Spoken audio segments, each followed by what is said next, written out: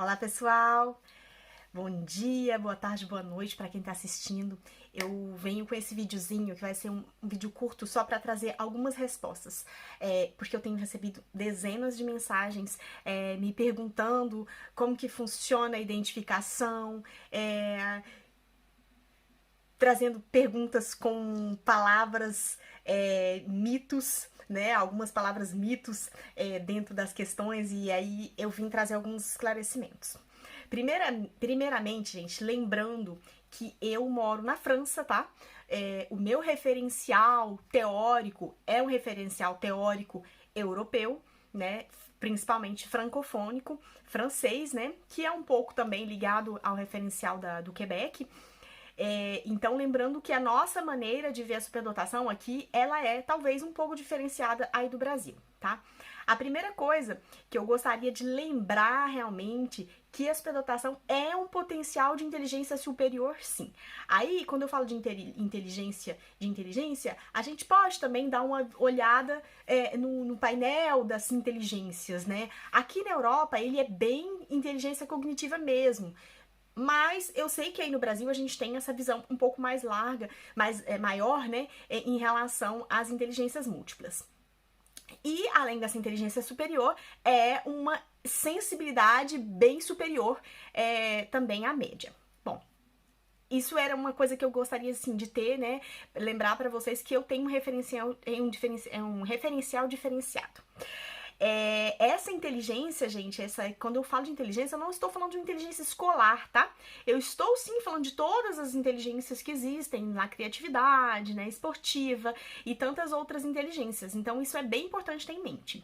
Segunda coisa, tá? Quando me mandam uma pergunta falando, Lorena, eu gostaria de saber como que faz o diagnóstico. Gente, por favor, tira essa palavra da cabeça. A gente não diagnostica superdotação, a gente identifica, tá? Não é uma doença, não é um transtorno, não é uma patologia, portanto não há necessidade de se diagnosticar. Não é a mesma coisa que o TDAH, por exemplo, que é um transtorno, tá? A superdotação é apenas um modo de funcionamento cognitivo, um modo de funcionamento do cérebro. Portanto, a gente identifica.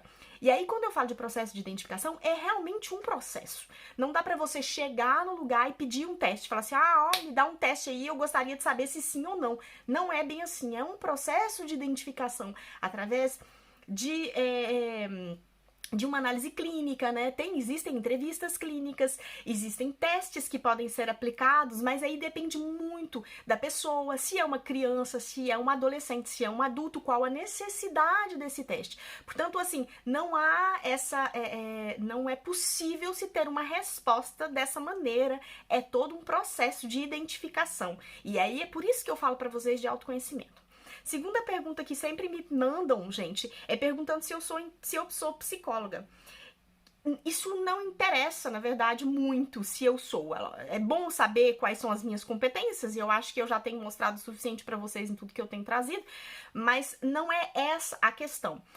A psicóloga, ser psicólogo é interessante quando a gente faz os testes de eficiência intelectual, que são os testes de QI, né, da escala de Wechsler.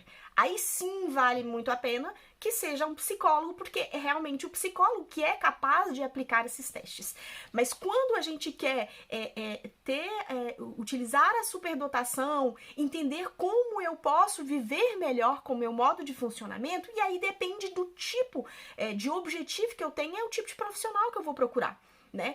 Por exemplo, aqui na Europa, são muito mais os coaches que fazem esse tipo de atendimento. Gente, uma grande diferença que eu falo sempre, mas acho que não fica muito.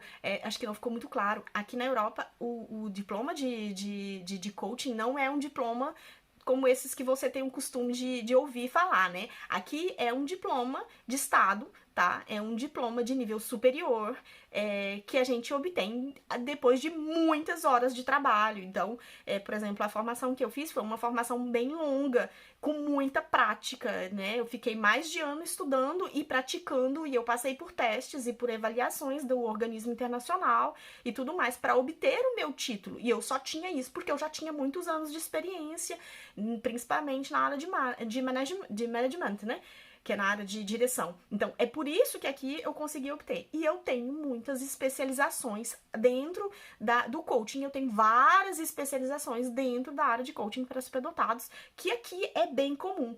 E meu objetivo, por isso que eu também não pratico muito testes, primeiro porque os testes de eficiência intelectual, eles devem ser aplicados no presencial. Já falei para vocês, esses testes são testes que a gente manipula objetos. Então, se alguém falar para você, não é possível, é mentira. Não se pratica esses testes se não for de maneira presencial. Então, e aí, sempre o profissional vai te perguntar qual é o seu objetivo, por que você quer fazer esse teste. Então, é necessário realmente saber por que eu estou indo lá e não porque eu me identifiquei e eu quero fazer um teste de QI, tá? Eu não indico esses testes por várias razões. Porque na idade adulta, o QI ele pode ser impactado por muitas coisas. Pelo histórico de vida, pela estimulação que eu tive, pelos transtornos que eu posso ter associado, inclusive ansiedade. A maioria chega nos testes com ansiedade, né? Então, esses testes, gente, esse teste ele é muito impactado ainda mais na idade adulta.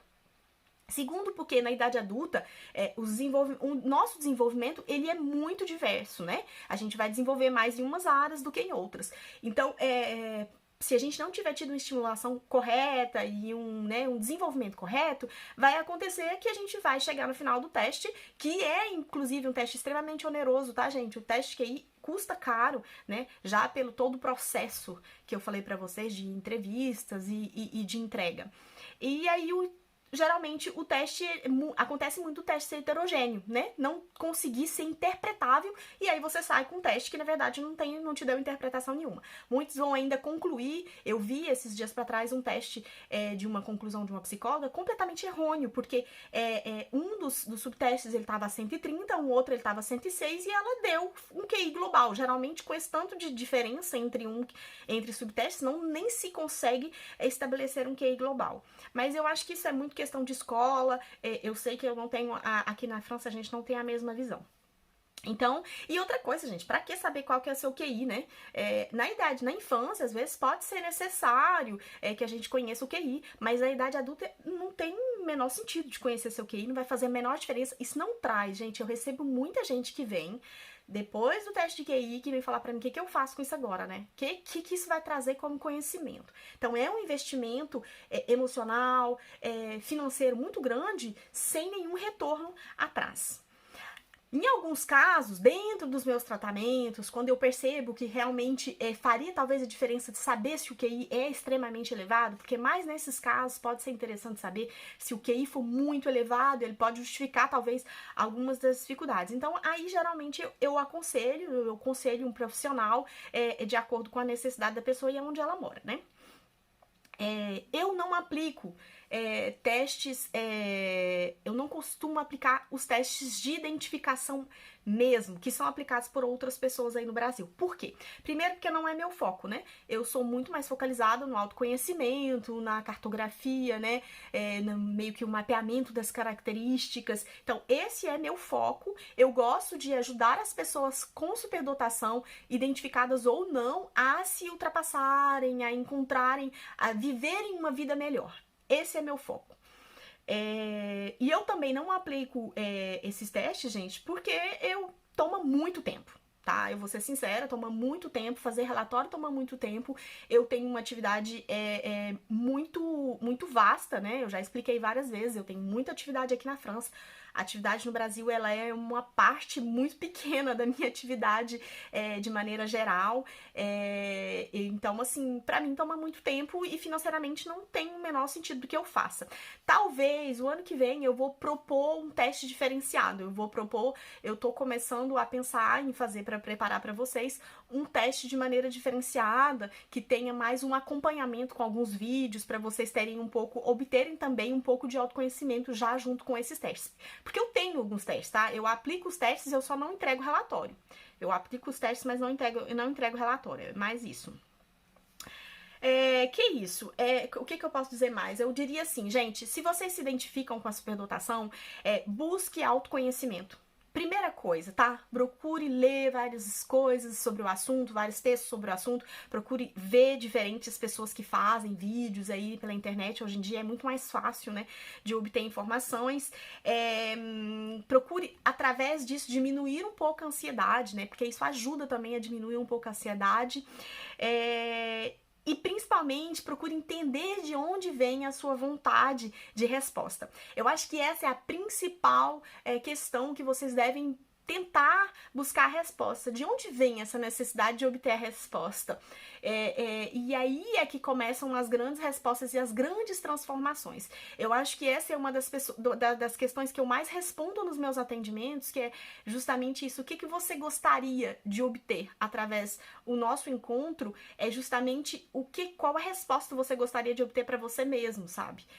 E aí é aí que começam as transformações. A partir do momento onde você entende de onde vem essa necessidade, e independentemente do QI que você vai obter, se eu sou uma pessoa que precisa de estímulo, mas me sinto muito culpado, porque as pessoas me olham de maneira diferente por eu ser uma pessoa que gosta muito de estudar, eu gosto muito de ser estimulada, eu preciso sempre de ter muito sentido nas coisas que eu faço.